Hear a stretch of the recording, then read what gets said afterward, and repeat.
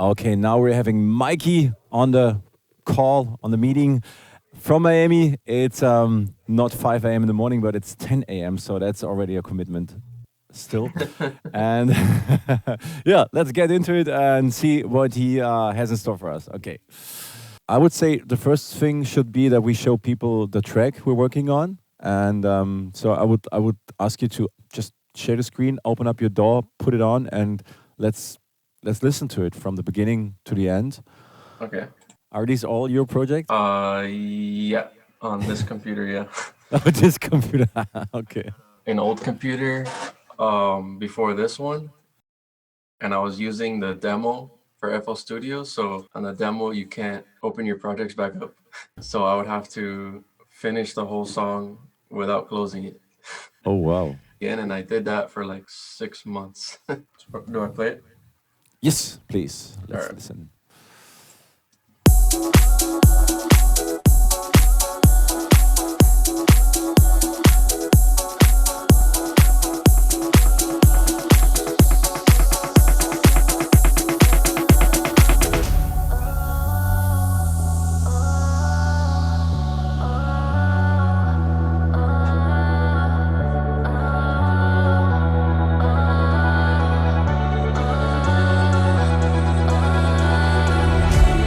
Dream at night of shadows that I can't define.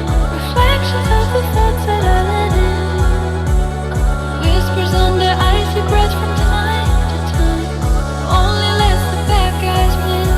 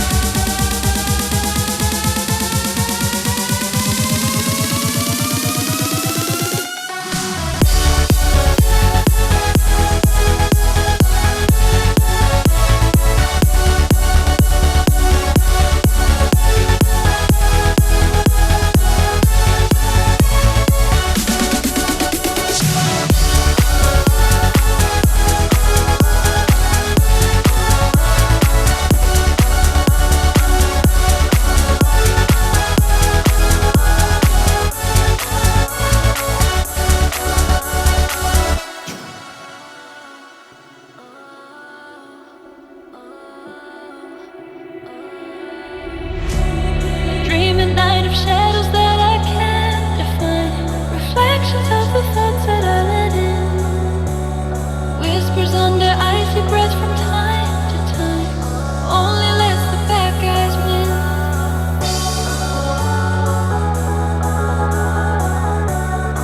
Only lets the bad guys win.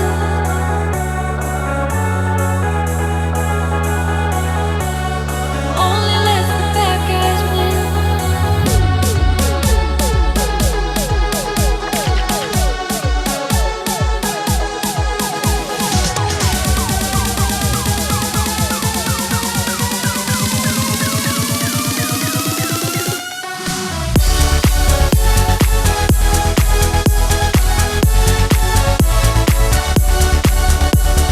Cool, nice one. Yeah.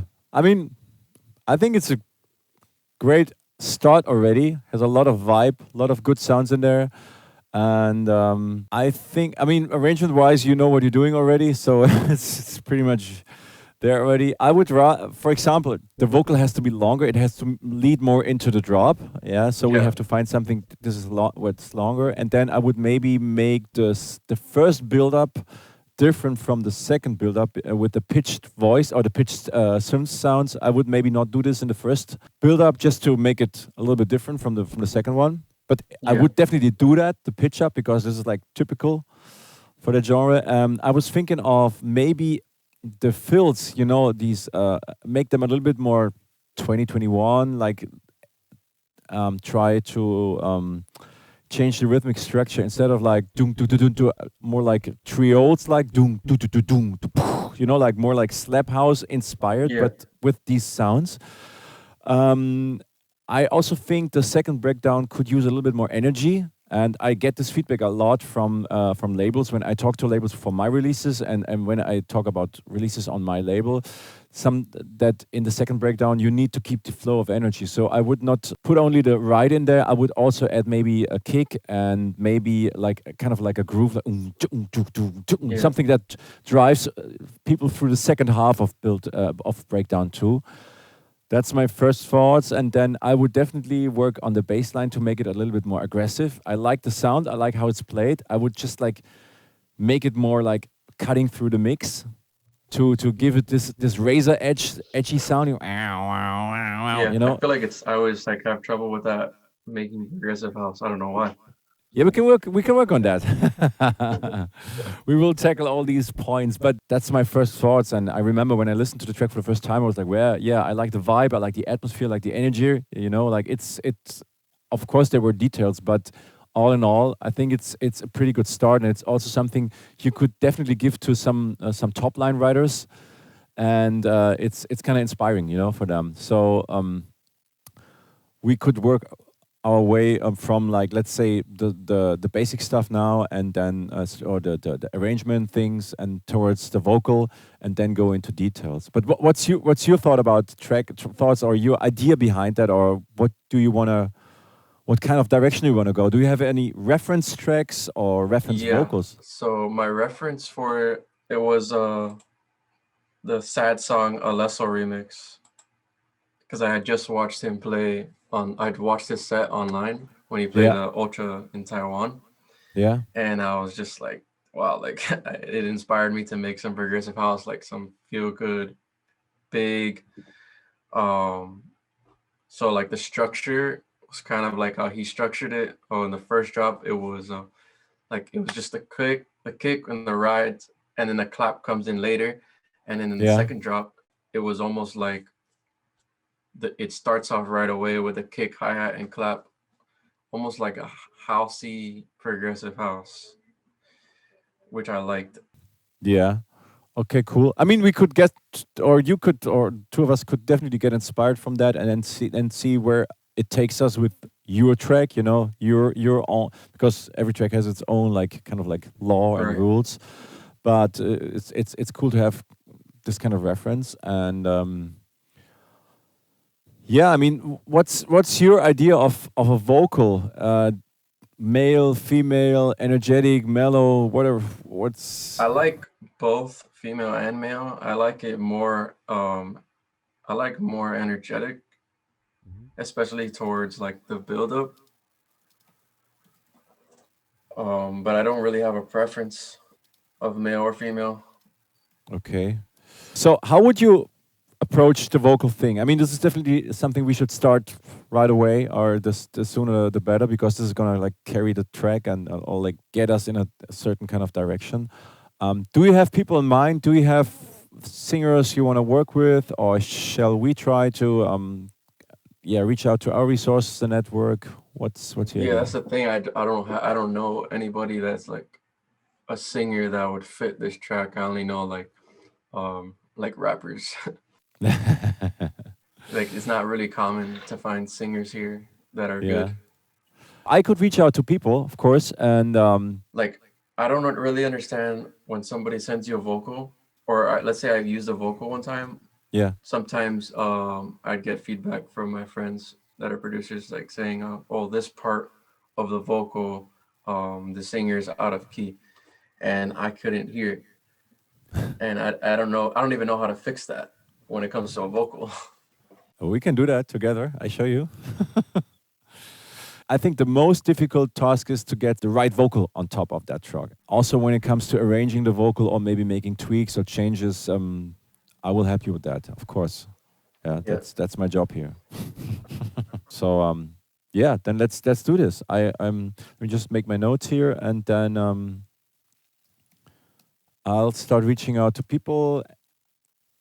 And I think the version you have is already good for sending out, right? Because there's no like melodies in the breaks, which could kind of like disturb top line writers. Yeah. Yeah, that's cool.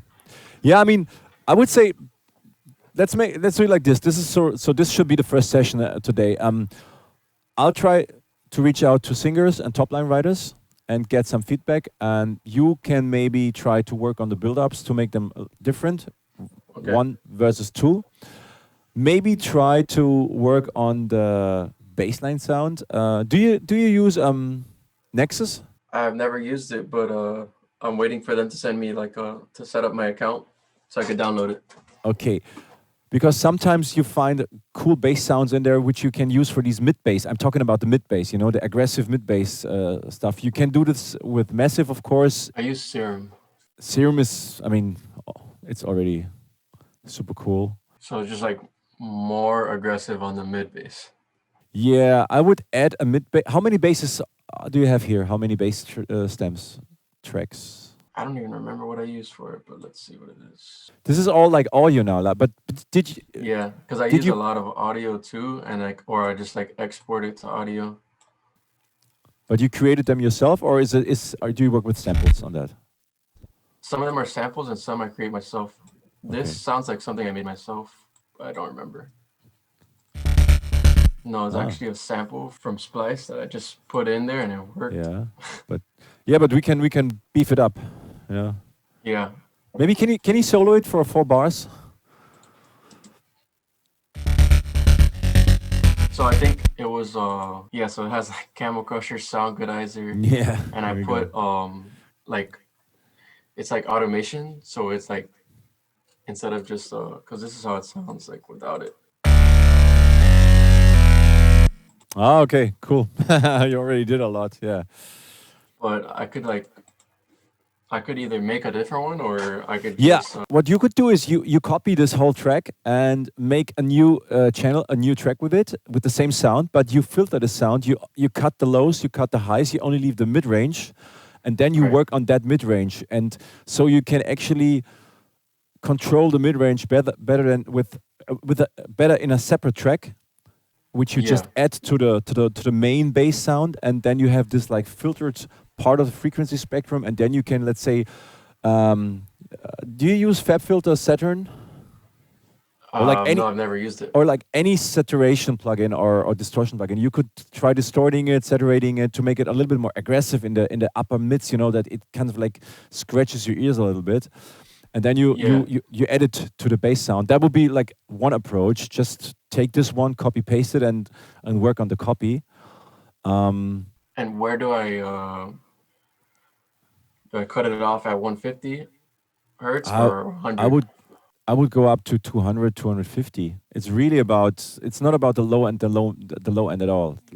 Like really a hard cut and a hard cut in the upper end, and then you have. I mean, we can do this together next week, and we can like go through the frequency spectrum. But something where you in the mix, I would keep it playing in a loop, everything together, and then you adjust the level of the EQ, and you boost certain frequencies, and then you see how when it starts to cut through the mix, so you can really hear it, Yeah. And Because I've noticed that like I didn't notice. I used to not notice it before, but in progressive house drops, like the bass line is almost like it's like so important, like more important than what people realize.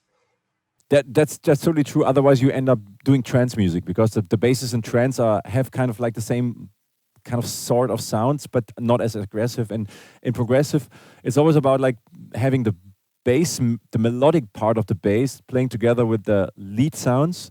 And then in the middle, you add stuff like chords or pads, but you have to make sure, and that's a common problem, that everything is really cut to what's really necessary, and everything else should be left out. Otherwise, you get like a big mess frequency-wise, and Yeah. mixing all these elements can be kind of tough. But yeah, I mean, let's do it. Do you keep the mid bass in mono also? No, not always, but I wouldn't make it too wide. Yeah. Sometimes you need this kind of like stereo feeling with the bass, but then I would use this track, not the main bass track with the super low frequencies. I would rather go Yeah. with this one, and then you can see if making a stereo adds to your mix. But you always have to put it in relation to the lead sounds. If the lead sounds are very wide already, the rest should be rather, and then the bass can rather be mono. Yeah, even the mid bass. Cool. I'll work on those two things. And try to maybe get these fills, especially the fill before the drop, make it more like a little bit more interesting, a little bit more fresh, you know, get away from the typical splice cashmere slash Yeah, whatever. it probably is a cashmere. Yeah. And I mean, you can always chop up the single drums and then play it. Doom, doom, doom. You change the rhythm, you know, to a trio rhythm, for example, for one bar, and then you go back into the four on the floor, and like they do in slap house, you know, sometimes Vice and all these guys. It's Like who? we could transfer this a little bit to this genre, but because this hasn't, the other stuff has been done a lot, and you know, and so we could at least do something different. Right, yeah, I'm down for that. Cool, man. Yeah, man. I think that's it for today. See you next Okay, week. man. Cool, man. Hey, Mikey, was a pleasure, and speak soon. Soon. Okay. Bye. Cheers, man. Bye.